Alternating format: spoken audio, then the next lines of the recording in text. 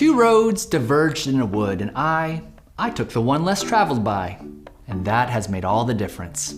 Oh, I love Robert Frost. Is that his anthology of poetry? Nope, an economics book. Economics? Oh, we're talking about opportunity costs, aren't we? Why? Have you got something better to do? Dua jalan bercabang di hutan dan aku mengambil jalan yang jarang dilalui.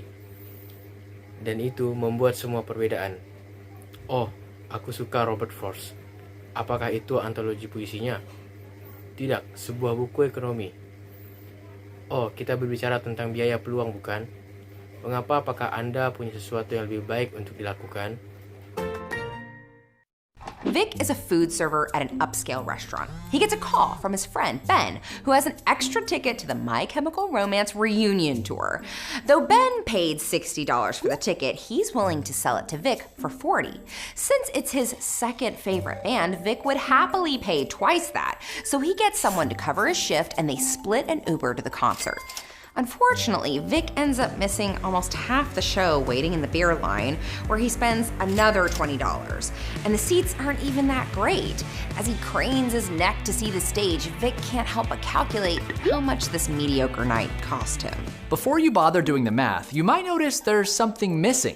The work shift Vic gave up to go to the concert. Since he typically makes about $150 in wages and tips on a Friday night, he would actually be $220 richer if he had skipped the concert and gone to work instead.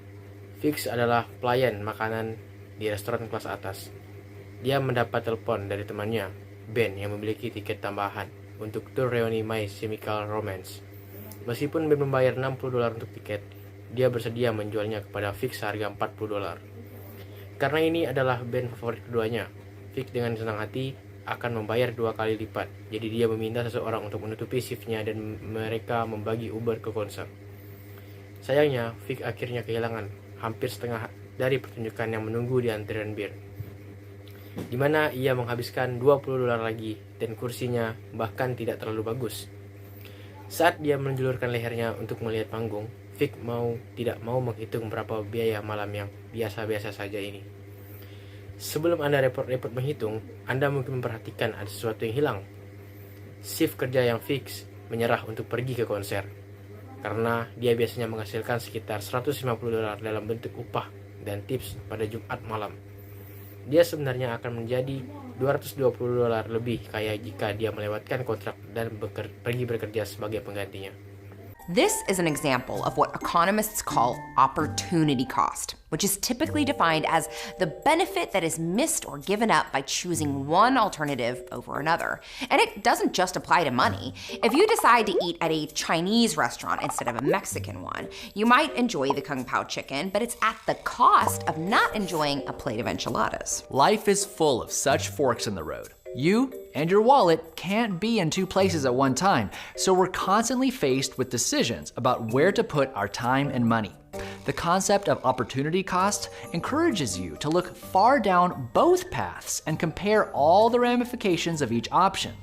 This may seem like common sense to you, but you'd be surprised how often it's overlooked when making financial decisions. Ini adalah contoh dari apa yang oleh para ekonom disebut biaya peluang, yang biasanya didefinisikan sebagai manfaat yang terlewatkan atau dilepaskan dengan memilih satu alternatif di atas yang lain. Dan itu tidak hanya berlaku untuk uang jika Anda memutuskan untuk makan di restoran Cina daripada di Meksiko. Anda mungkin menikmati ayam kung pao, tetapi dengan biaya tidak menikmati sepiring enchilada. Hidup ini penuh dengan percabangan, seperti itu. Dia jalan. Anda atau dan dompet Anda tidak dapat berada di dua tempat sekaligus. Jadi, kami terus-menerus dihadapkan pada keputusan tentang di mana harus meletakkan waktu dan uang kami. Konsep biaya peluang mendorong Anda untuk melihat jauh ke bawah kedua jalur dan membandingkan semua perjalanan dari setiap opsi. Ini mungkin tampak seperti akal sehat, tetapi Anda akan terkejut betapa seringnya hal ini diabaikan ketika membuat keputusan keuangan. For example, Angela is deciding whether or not to take out loans to go to college. She does some research and finds that the median yearly income gap between high school and college graduates is around $17,500. Even if her loan payments are $7,000 a year, well above average, she'd still be way ahead. She decides to take out the loans. Misalnya, Angela sedang memutuskan apakah akan mengambil pinjaman untuk kuliah atau tidak. Dia melakukan beberapa penelitian dan menemukan bahwa kesenjangan pendapatan tahunan rata-rata antara lulusan sekolah menengah dan perguruan tinggi adalah sekitar $17.500. Bahkan jika pembayaran pinjamannya $7.000 setahun atau jauh di atas rata-rata, dia masih jauh di depan. Dia memutuskan untuk mengambil pinjaman. While cleaning out his parents' cellar, Ted finds an old bottle of wine, and his parents let him keep it for his trouble. It turns out to be a pretty expensive vintage, so that night Ted and his boyfriend enjoy a fancy bottle of Cabernet with their dinner for free. Pamela is looking for a place to rent and finds a great deal on a nice house with a big backyard. The catch, it's outside the public transportation system, so she'll have to lease a car to commute to work. But she calculates that even including car payments, gas, and insurance, she'll still pay less than if she lived downtown. Di saat membersihkan ruang bawah tanah, orang tuanya Ted menemukan sebotol anggur tua. Dan orang tuanya membiarkan anggur tua tersebut untuk disimpan. Ternyata itu adalah barang antik yang cukup mahal. Jadi malam itu Ted dan pacarnya menikmati sebotol Cabernet yang mewah dengan makan malam secara gratis. Pamela mencari tempat untuk disewa dan menemukan banyak rumah bagus dengan halaman belakang yang luas. Menangkap itu di luar, sistem transportasi umum juga dia pakai untuk pergi bekerja. Tetapi dia menghitung bahwa bahkan termasuk pembayaran mobil, bensin, dan asuransi akan membayar lebih sedikit daripada jika dia tinggal di Dalton. In each of these cases, the decision makers have failed to properly weigh the opportunity costs of their choices. If Angela goes to college, she may make more money down the road, but she will miss out on 4 years of salary and job experience that she would have gotten with a full-time job. That cab may seem free to Ted, but it's actually costing him $100 not to sell it. And Pamela has overlooked the amount of time she'll spend in the car, which she could otherwise use to relax, pursue hobbies, or make more money. To be clear, that doesn't mean their decisions were necessarily wrong, just that they didn't have a full picture of what they were giving up. Dalam setiap kasus ini, para pembuat keputusan telah gagal menimbang dengan tepat biaya peluang dari pilihan mereka. Jika Angela kuliah, dia akan menghasilkan lebih banyak uang, tetapi dia akan kehilangan 4 gaji dan pengalaman kerja yang akan dia dapatkan dengan pekerjaan paruh waktu.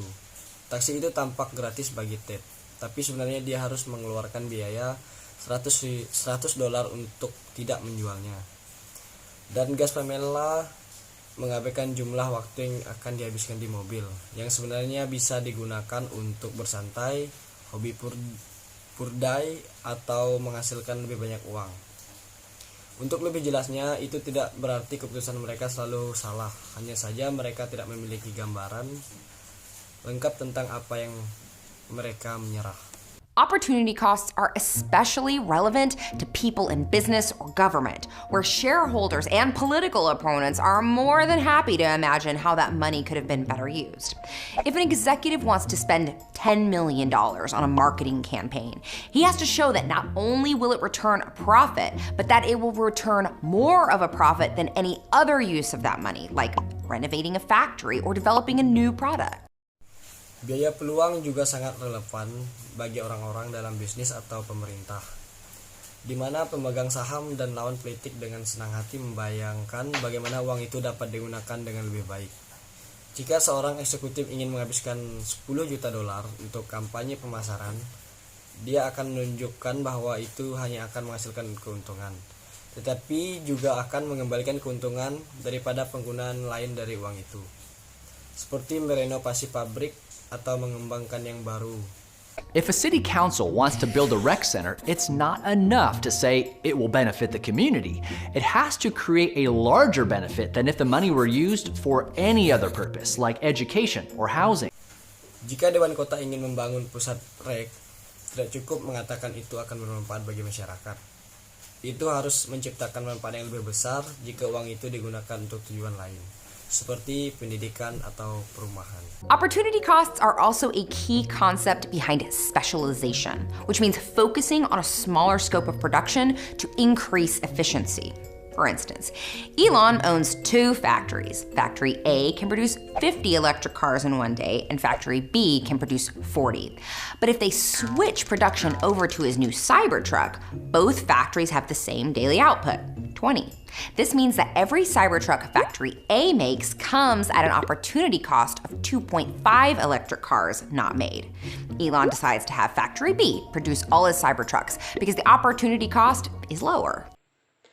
Biaya peluang juga merupakan konsep kunci di balik spesialisasi, yang berarti berfokus pada lingkup produksi yang lebih kecil untuk meningkatkan efisiensi. Misalnya, Elon memiliki 2 pabrik. Pabrik A dapat memproduksi 50 mobil listrik dalam 1 hari, dan pabrik B dapat memproduksi 40. Tetapi, jika mereka mengalihkan produksi ke Cybertruck barunya, kedua pabrik memiliki output harian yang sama dengan 20. Ini berarti bahwa setiap pabrik Cybertruck A memiliki peluang 2.5 mobil listrik tidak dibuat.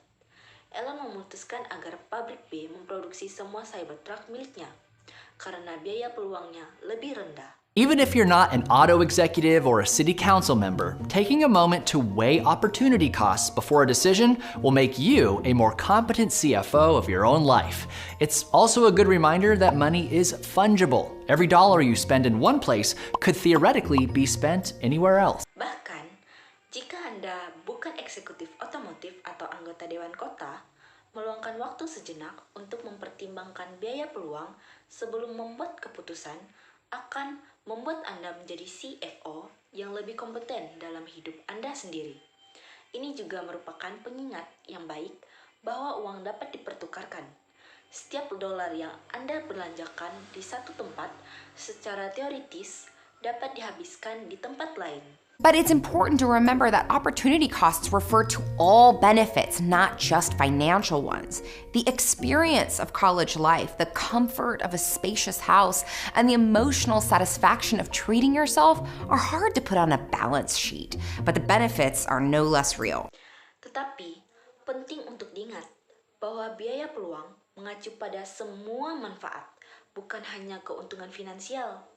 Pengalaman kehidupan kampus, kenyamanan rumah yang luas, dan kepuasan emosional dalam merawat diri sendiri memang sulit untuk diperhitungkan.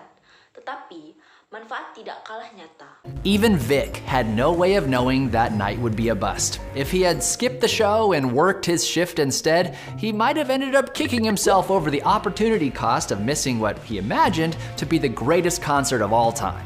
Bahkan, Vic tidak tahu bahwa malam itu akan kacau. Jika dia melewatkan pertunjukan dan bekerja sebagai gantinya, dia mungkin akan berakhir menendang dirinya sendiri atas biaya peluang kehilangan apa yang dibayangkan sebagai konser terbesar sepanjang masa. You can see how thinking too much about opportunity costs can send you down a rabbit hole of infinite possibilities and regrets. You can go crazy trying to weigh every conceivable pro and con of every conceivable decision. It's good to remember that big life decisions are often more like forks in the road than a vast, infinite ocean. You're usually only deciding between a manageable number of options, and it's always best to face forward, not second guess where you've been. And that's our 2 cents. Thanks to our patrons for keeping 2 cents financially healthy. Click the link in the description to become a 2 cents patron. Anda dapat melihat bagaimana terlalu banyak memikirkan biaya peluang dapat membuat Anda jatuh ke lubang kelinci dengan kemungkinan dan penyesalan yang tak terbatas. Anda bisa menjadi gila mencoba menimbang setiap keputusan yang mungkin. Ada baiknya untuk diingat bahwa keputusan besar dalam hidup seringkali lebih seperti persimpangan jalan daripada lautan yang luas dan tak terbatas. Anda biasanya hanya memutuskan di antara sejumlah opsi yang dapat dikelola. Dan yang terbaik adalah selalu menghadap ke depan. Bukan menebak-nebak di mana saja Anda berada. Dan itu 2 sen kami.